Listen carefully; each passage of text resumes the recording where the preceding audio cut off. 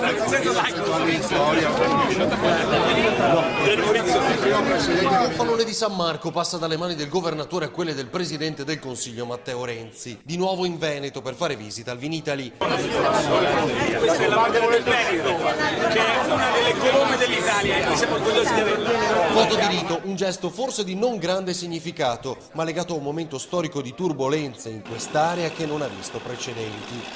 Oggi Luca Zaia mi ha dato una bandiera del Veneto e qualcuno mi ha detto: ah, ma perché la prendi? Come perché la prendo?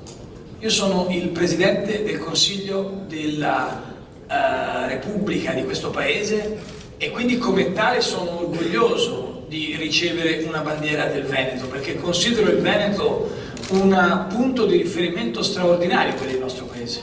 1100 anni di storia è un segno di grande rispetto nei confronti di veneti, quel rispetto che ad esempio non hanno le istituzioni dello Stato presente in Veneto, che non espongono la bandiera. Esporre la bandiera del Veneto vuol dire rispettare i veneti e inchinarsi davanti a un popolo che ha dato tanto da tanto all'Italia. Regione che può essere locomotiva su riduzioni di spese e costi standard, il Veneto ha già dato, dice il Premier.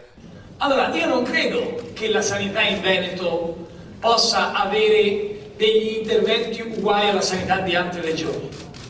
Non è leghismo o territorialismo, o è giustizia, equità dire che là dove si sono fatti degli interventi di razionalizzazione, là non si va a insistere ulteriormente. A subire tagli lineari.